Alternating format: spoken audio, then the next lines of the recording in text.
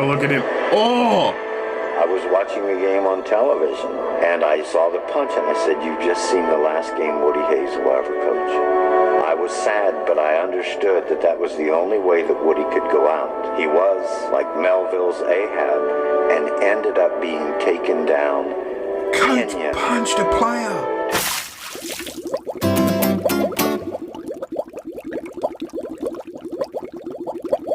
G'day squad, it's your Squid here at Anxious Squid Productions. This is part 3 of a hopefully 3-part, maybe 4-part though, series on the Michigan versus Ohio State rivalry. It was requested by a patron of mine. If you want guaranteed reactions, go and click the link in the description, blah, blah, blah, blah, blah. Trying to get this done as quickly as I can, because it's going to be touch and go for 29 minutes and 59 seconds, which is the longest my camera can go for. So yeah, as I said, this is part 3.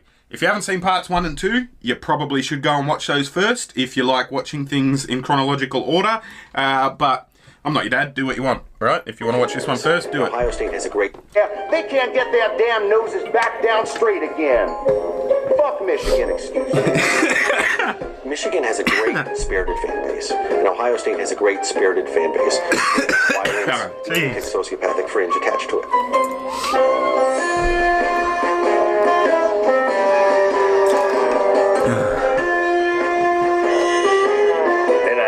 By anything that loud, obnoxious. Sounds like Bill's Mafia.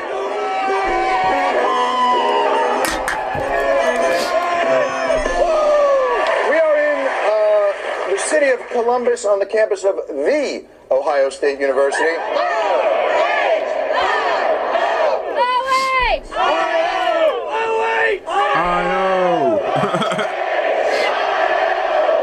That's cool.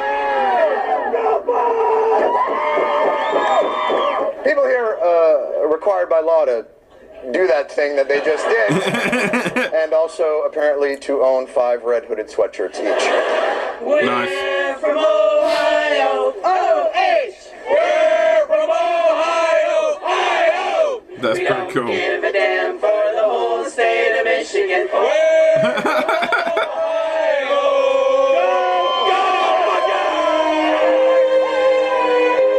Right.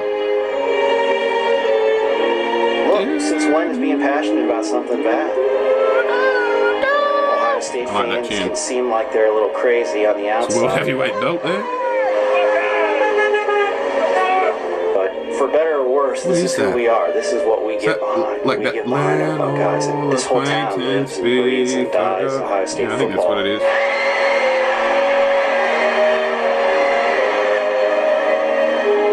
From the time I was 6 years old, I only missed one Ohio State football game until I was 20. Wow.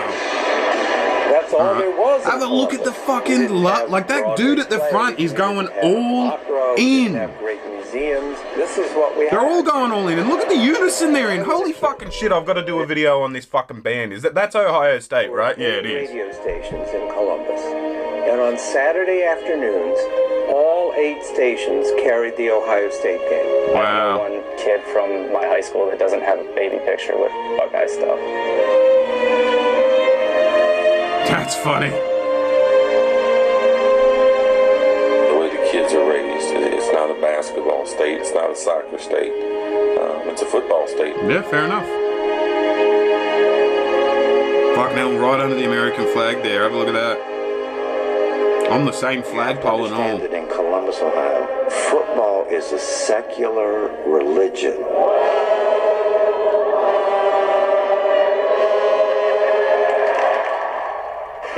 This is the evangelism of this part of the heartland. Singular in its focus. In the manner that if you take a magnifying glass and hold it over an ant in the sun, It'll burn him. Yeah. it's everything.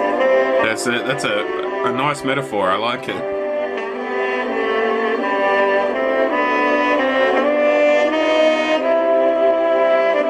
This is really well made. This documentary. I love Ohio State football. I'm a fan. I wouldn't say that I'm like a crazy psycho fan. I'm able to step back and realize that, hey,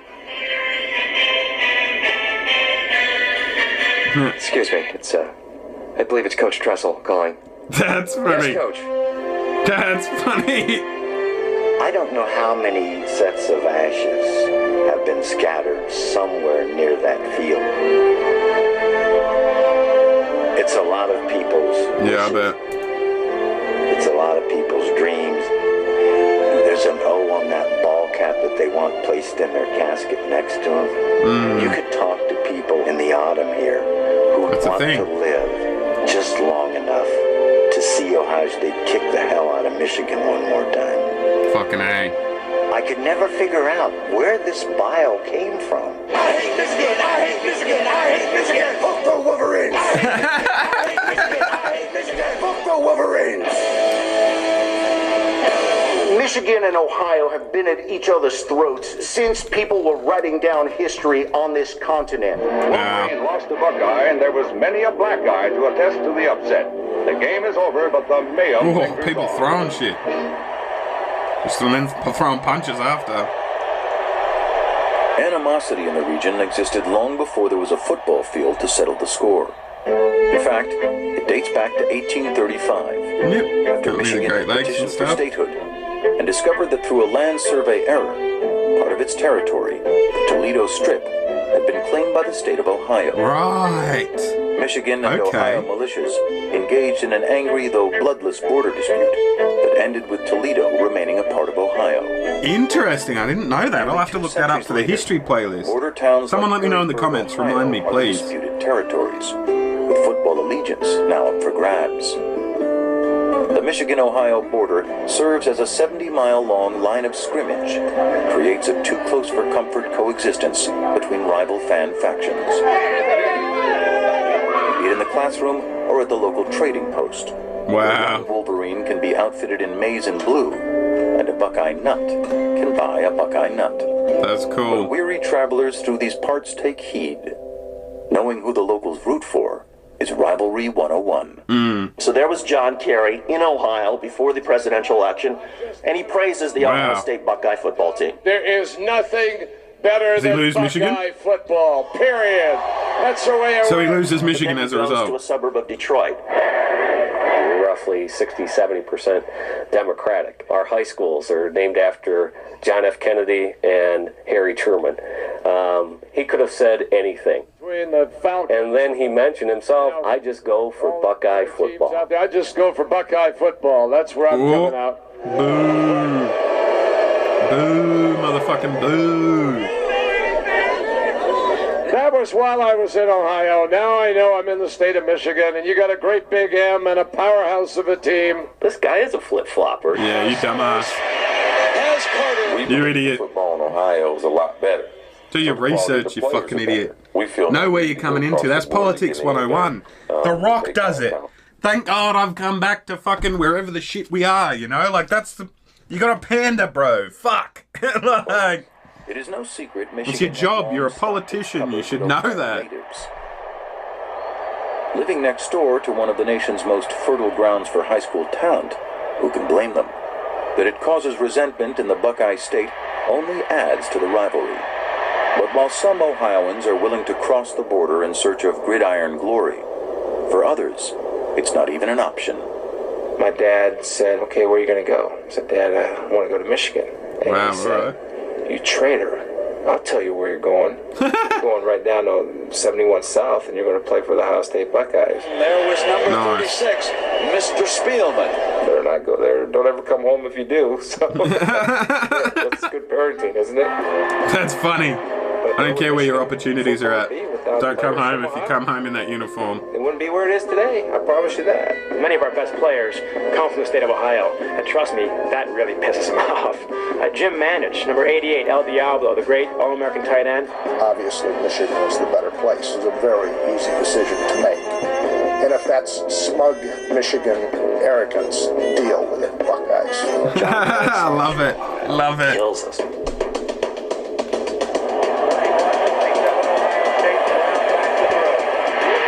Oh, he's a lefty. Good catch, too. Great catch. Charles Woodson, also from Ohio, ended up being a legend at Michigan.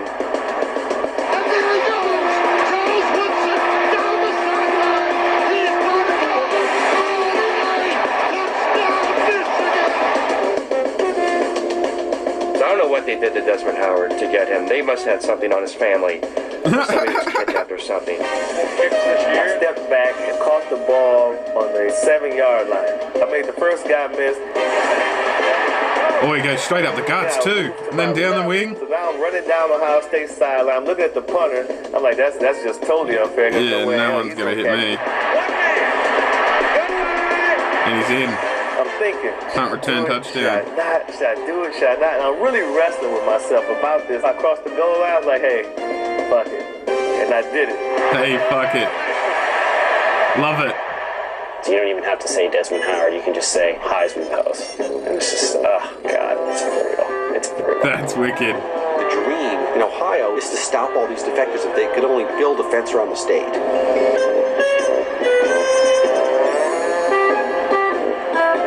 This is awesome. This is a good video. Stop those traders from going up north, then they could establish long-term dominance over Michigan, which might be true, but they've never been able to do it. Yeah, I guess. Can keep that homegrown talent. They don't forget those who kick their ass. I just put it to you like that. So when I'm down there, I take it as a compliment. I tell them, thank you very much. Daz, man, you suck. Thank you very much. Yeah. Daz, man, fuck you. Thank you very much. Yeah, that's it. Mate, if you know my name and you're screaming at me from the other side of the fence, it don't matter what you're saying. It don't matter. The Marines put a blue and maize stamp on the 10-year war with victories in 1976, 77, and 78. Beleaguered Woody Hayes saw his Buckeyes outscored 50-9 in the 3 games. Rough. The 10-year tally slide in Michigan's favor, 5-4 with 1 tie. Bo Schembechler has taken the measure of Woody Hayes 3 years in a row. 5 weeks later, Woody Hayes' career in the 10-year war came to a sudden, shameful end. Rough. What happened? Oh, intercept. Have a look at him. Oh! I was watching the game on television, and I saw the punch, and I said, "You've just seen the last game Woody Hayes will ever coach." I was sad, but I understood that that was the only way that Woody could go out. He was like Melville's Ahab, and ended up being taken down. Coach punched a player. To his obsession. Like, old mate got up in front of the bench, and he was giving him a good, oh, come on. But, fuck, man, you can't do that. That's rough.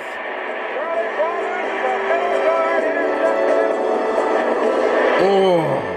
I was watching the game on television. And he just sort of looked at the coach as well. He was like, what the fuck was that, man? Seen the last game Woody Hayes will ever coach. I was sad, but I understood that was the only way that Woody could go out. He was like Melville's Ahab, and ended up being taken down, pinioned to his obsession. Wow. Football. Wow, that's just like a blood rush moment, you know, like a brain fart. The biggest game I've ever coached, and the one thing I'd love to do is beat them. Then I looked over, and they had their helmets off, and they had a banner around here. They had something on it, and I was standing back there. I don't allow banner. What the heck are they doing? So I walked over there, and I saw Earl written on it. I said, oh my God. Earl Bruce had the unenviable task of replacing Woody Hayes. But in his 9 seasons in Columbus, he became the 3rd winningest head coach in Buckeye history. Wow, alright, so he had a good fucking record. Against the Wolverines. We don't give a damn for the whole state of Michigan. Whole state of Michigan. But at the tail That's end of a mediocre season, Bruce was unceremoniously fired prior to the 1987 Michigan game. 3rd winningest of all time. His final appearance for Ohio State. His Buckeyes are really playing well. You know that old saying, you find a way to win. Touchdown. They found a way to win. And it was all with the heart, not with anything else. They did it with the heart. Bruce's successor was an immediate hit, but not in Columbus. I love John Cooper. John Cooper was great. Coach Cooper's a Hall of Fame coach. His dad said, can't believe the coach punched a player. About Ohio State. I don't care what his record is. What's his record against Michigan? In the course of 13 years, they won 2 games. Oh. Michigan. So That's John not great. Cooper said Michigan is just another game. Oh, no, it's not, bro. You don't get it. The 1995 team was one of the best Ohio State teams ever assembled. Featured Eddie George, the Heisman Trophy winner at tailback. The Michigan team had already lost 3 times. They come into Michigan, and some guy that a lot of people whose name they can't even pronounce, Tishimanga Biakabatuka, runs with Okay. Biakabatuka. Flies some straight. The elusive Tim Biakabatuka. That's another thing I don't buy about white America. Like, if you can say Dostoevsky and you can say fucking, I don't know, Chopin or fucking Tchaikovsky and stuff, like you can wrap your mouth around some African names. Like, don't be a fuckwit.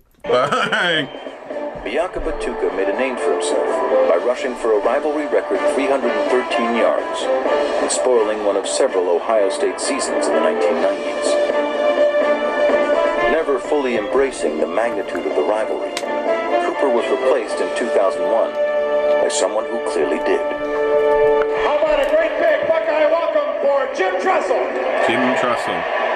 The day he was announced as Ohio State's head coach, ironically, Ohio State was playing a basketball game that evening against. Did he win a national championship or something? I don't know. Proud of our young people in the classroom, in the community, and most especially in 310 days in Ann Arbor, Michigan. He knows. Yes, finally. There we have go. A coach that gets it. When that day came that I got to roll up my sleeves and go to work and see if I could be worthy of coaching at The Ohio State University, I knew one thing for sure. I better be prepared for a game that's unlike any other. I keep talking Tressel up to every NFL owner I see. I got to get this guy out of Columbus. This guy's got to go away. Jim Tressel, a coach's son from Mentor, Ohio, delivered in his initial test against Michigan in 2001. A victory over the Wolverines the following year secured a berth in the national title game versus Miami. And the Buckeyes are headed to the desert. Under pressure, throws it. Incomplete. Incomplete. Should have been an intercept, but good work nonetheless. Party begins for the Ohio State Buckeyes. Tressel's record of success against that team from up north, 5 wins in 6 seasons, evoked memories of Woody Hayes. Yeah, nice. Long forgiven for his controversial exit, Hayes remains a larger-than-life figure whose spirit endures in Columbus. Yeah, good. If you say Woody, it could only be one person. Still very much endeared to the public here. That's awesome. And it's a little bit like being in love with a very beautiful woman who has a broken nose. Coming into Columbus. It's an interesting analogy. It's like driving into Memphis and coming to Graceland. Woody is our That's Elvis. wicked. You can go anywhere, and there's going to be posters of Woody, pictures of Woody. There's going to be old men dressed like Woody. That's wicked. Have a look at those marching in unison in the background there. I've got 2 pictures in my workout room at home, and one of them was Woody when it's snowing with a short sleeve shirt and his little Woody hat on. That was him. That's wicked. Woody Hayes cared about Ohio State University, cared about the state of Ohio. That's awesome. That's a great photo. It's meant so much to so many people, and that's something that they'll never ever forget. Yeah, I bet. Hayes' bond with Ohioans was unmistakable. And when the smoke cleared from the 10-year war, a deep connection was also revealed with his supposed nemesis. Their on-field bravado no longer casting a shadow on their mutual affection. Nice. Whether he realized it or not, I was his best friend in coaching. I was his best friend. Yeah, nice. When I had a heart attack at the Rose Bowl, he wrote me a very nice letter. When I came back and was recuperating in my house, he came to see me. He's the type of man that has brought great credit to college football. He's a great friend of mine. Oh man, that sounds like a eulogy. Your whole life pivots around one game. Your whole life is devoted for one purpose, and that's to beat the other guy. Who else in the world could understand you?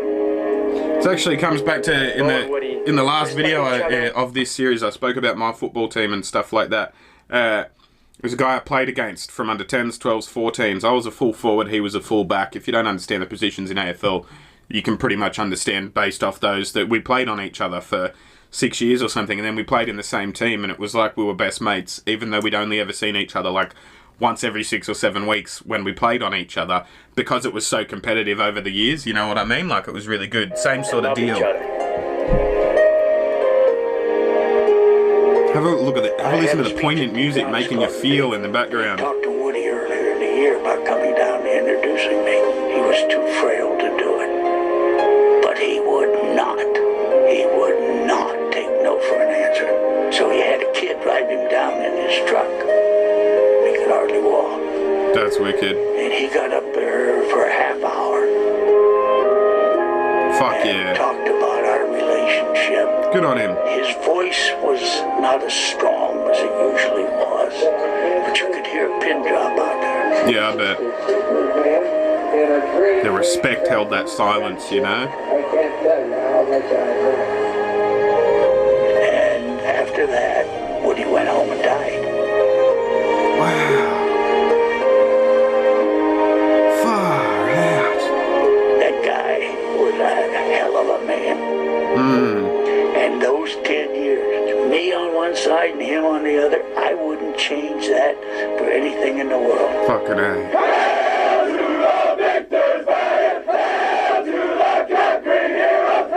Good on him.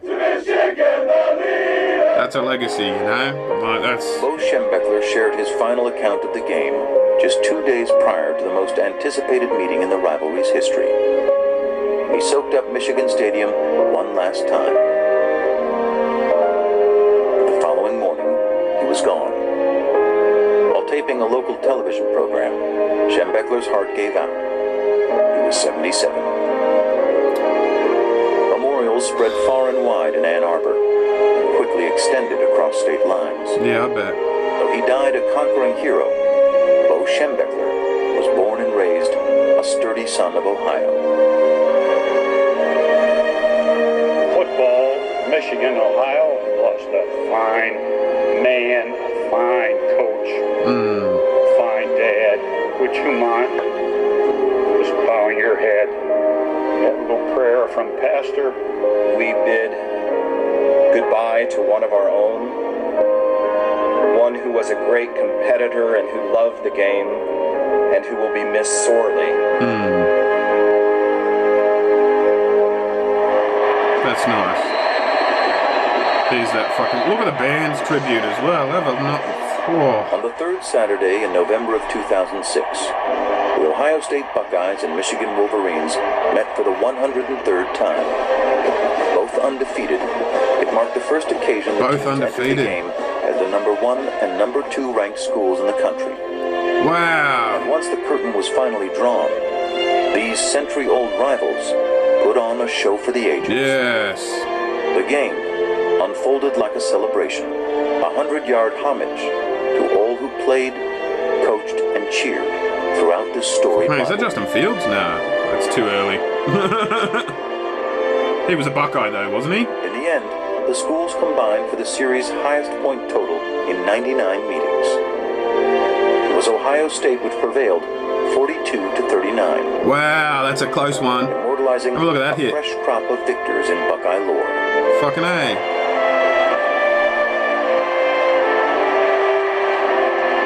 What a game.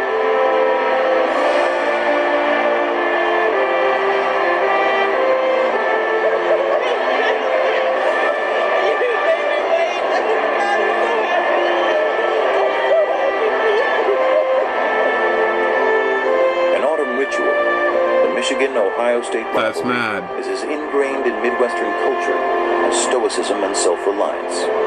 Oh, what a line. The season's harvest, the game is a gift. A cycle of life that links generations and bonds hostile neighbors.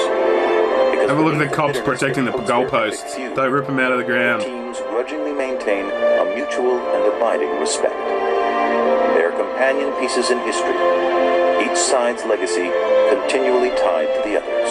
It's like a sibling rivalry, you know? I'll beat the shit out of my brother, but if anyone fucking touches him, you're dead.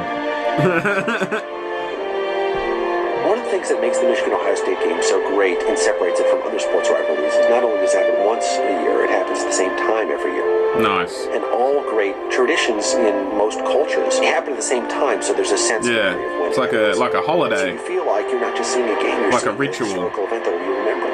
Yeah. That was a hell of a pass. Have a look at that. Have a look at his nose. The marching band's getting pumped. You feel you are a part of something that stretches something bigger than yourself, yeah. Existed and will be here long after you are gone. Sort of sums up the religion and sport argument I made in part 1, right? Something bigger than yourself. Something that's been there since before you were around, it'll be there after you go. It's the way it's going to be with our children and grandchildren. Gives you a path that you may or may not follow, but the path's there. Sky of that late November day in Ann Arbor or in Columbus. It does set a tone for the whole winter with either being the victor or having been humiliated by your rival. Sets the fucking tone. If you don't think it's a big deal around here... I don't like that imagery, the scarecrow on the noose, but I understand, you know. It's a stigma you carry for 364 days to get a chance to remove it and get that blemish off your soul. And they look at gray flannel skies for months on end, and you're thinking about, we gotta beat those sons of bitches that's next it. time. Oh, what a good documentary. I'm glad I watched it. That's wicked. I'm gonna have a couple of minutes of credits here, and I'm touch and go for finishing this video before the camera finishes itself. But yeah, this was requested by Bob as a Patreon guaranteed reaction. It was a 3-part reaction. I did get it in time, which is good. He paid 3 months worth of stuff to get it. So yeah, but $5 gets you a guaranteed reaction. So do me a solid. Click the link to my Patreon, join that tier, and give me money. I like money. Turning some of yours into mine on a monthly basis would be ideal. I'm going to film some more today. I've got a couple more Patreon requests to do. I'm going to get a drink of water first.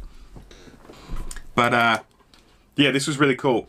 If you haven't subscribed to me yet, and you're still watching, do me a solid, hit the subscribe button, hit the like button, leave a comment, and let me know which side you fall on, Michigan or Ohio. Failing that, yeah. Thanks for watching, guys. I'll see you when I look at you, and you will see me when you look at me.